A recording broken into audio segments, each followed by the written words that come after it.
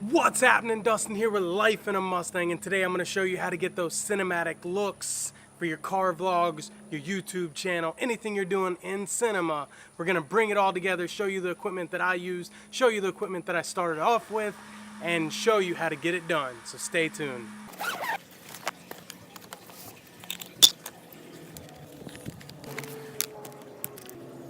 Now, I like to use the 50mm for those close-up shots, those shots that are full of detail and get real close and tight. I use the kit lens, the 18 to 55 kit lens for pretty much any of this type of video shooting, and then I switch to my 70 to 300, my 51.8, and my macro lens for close-up shots and the more cinematic. Now, I want you to know that I started off with a rig pretty much like this. It's a Walmart tripod and an iPhone. I started off with the iPhone 6S. This is the 10, pretty much the same thing. It's got the two separate lenses on it, but you can get all the footage and all the cinematic shots that you're gonna do with just an iPhone. I did it for almost 6 months to a year until I kind of got a little more serious about it, and I switched from the iPhone to a Canon EOS line. The Rebel SL2 is what I use right now. It's $600. You get a kit lens.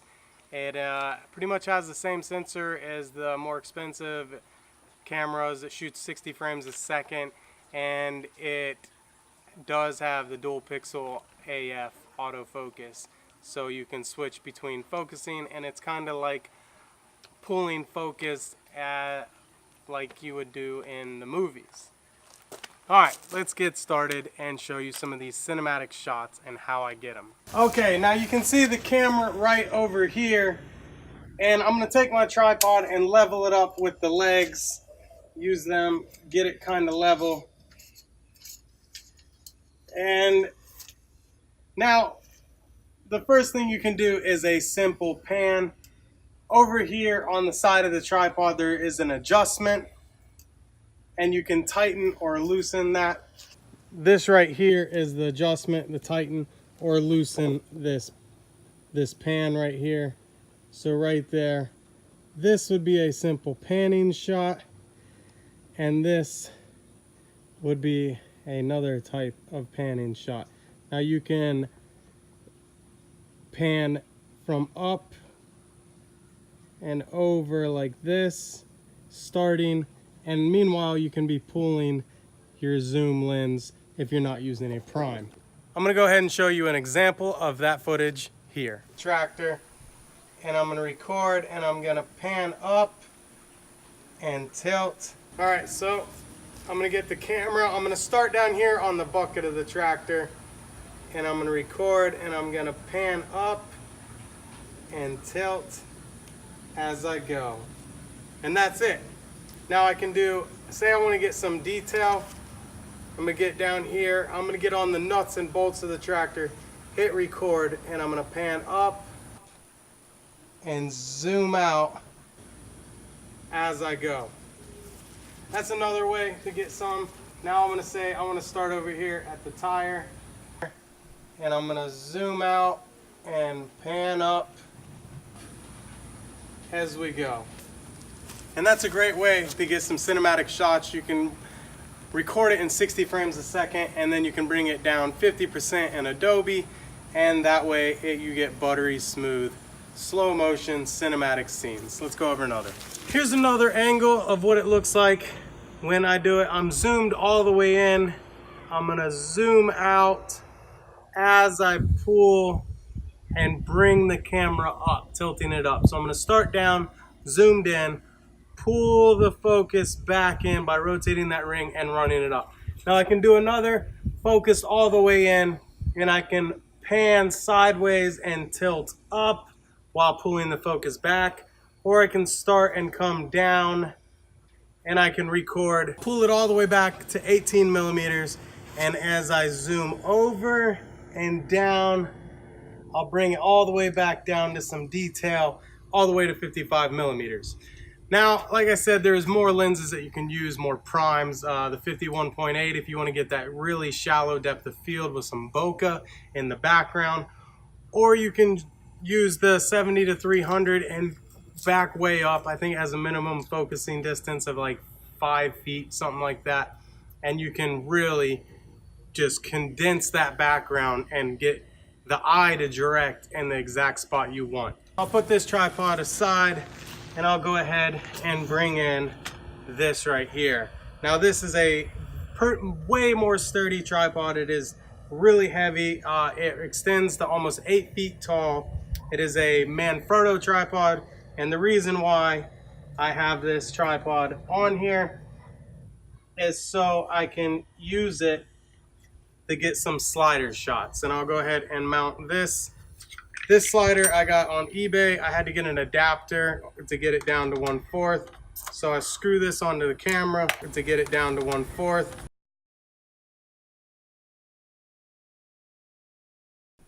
And there we go. Turn it around, get it in the right spot. Now the key to a slider shot is having this very stable. This one has these detachable feet where you can set it on the ground, you can angle it. A lot of people like to put fluid heads on the slider itself. Mainly, I just like to hold it pretty still.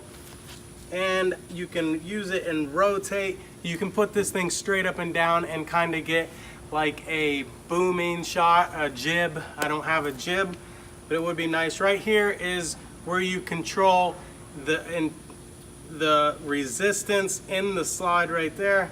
That way you can slow it down, or you can just open it up and it's free to spin.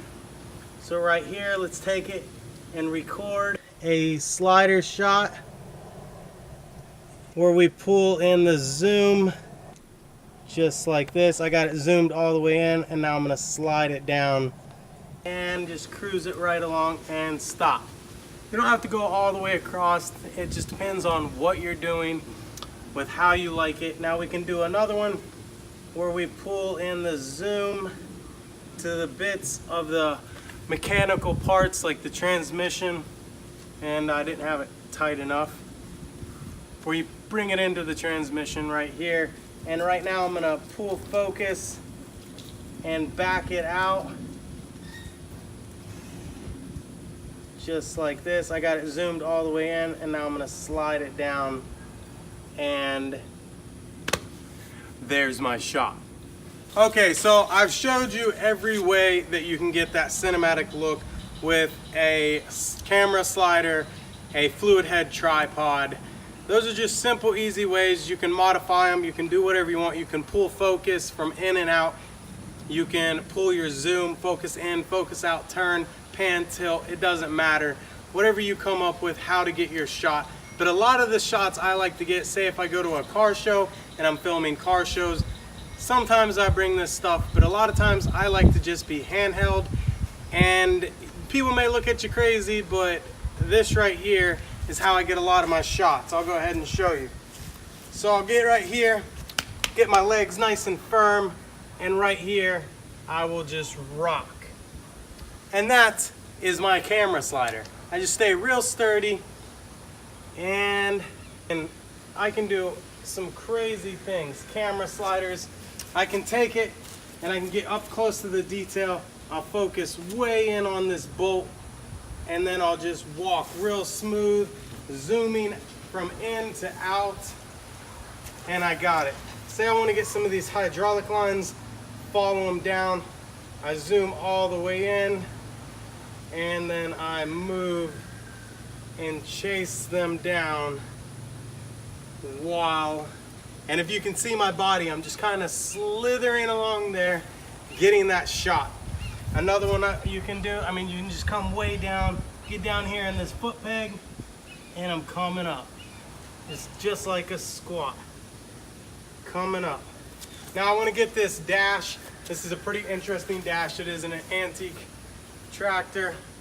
I'm going to zoom all the way into the glass, and I'm going to switch it to manual focus, and I'm purposely going to blur it out, and I'm going to record, pull back, and then bring it into focus, just like that. And there's so many things. I can zoom in or zoom out. I can break focus, right? Now I can zoom in and bring it back into focus. Meanwhile, I'm just tilting back. Now I'm gonna switch it back into autofocus just to make life easy. And then here's one right here. This is what I like to call the stealth walk. Just walking along, and then I'm turning. Now meanwhile, I'm staying focused right here in between where it says Massey Ferguson, because I wanted to capture that detail. I want to bring in some of the suspension. I just glide along it. I kind of move my body, and that's how I like to get it. Now let's go ahead and turn around, and I'll show you, in case you're a Mustang fan, some cinematic look at the Mustang using all of these methods.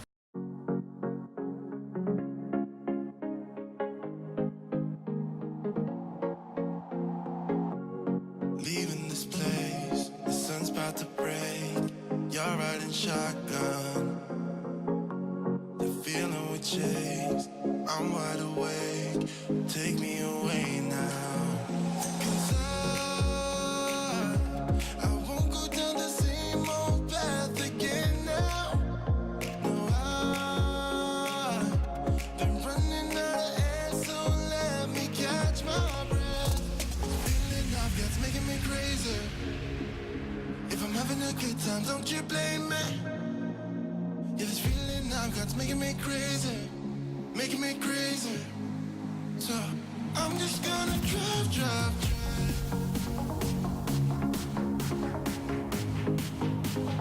I'm just gonna drive.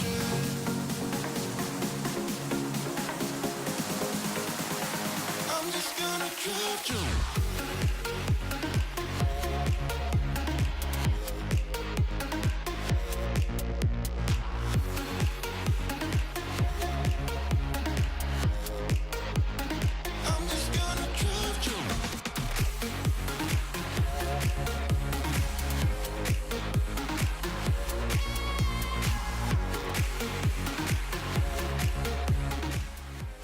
All right, everybody.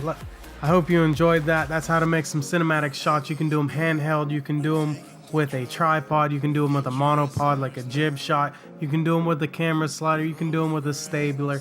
It does not matter, but I want you to know that I start off with an iPhone handheld, and I made those shots. Use your body, use your brain, and get out there and get those cinematic shots. Make those videos that much better.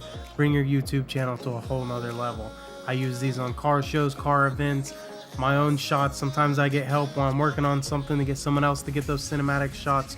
Those movements, the movements and motion is what makes the shot. I hope you enjoyed. It's been Life in a Mustang. I'm Dustin. Bye.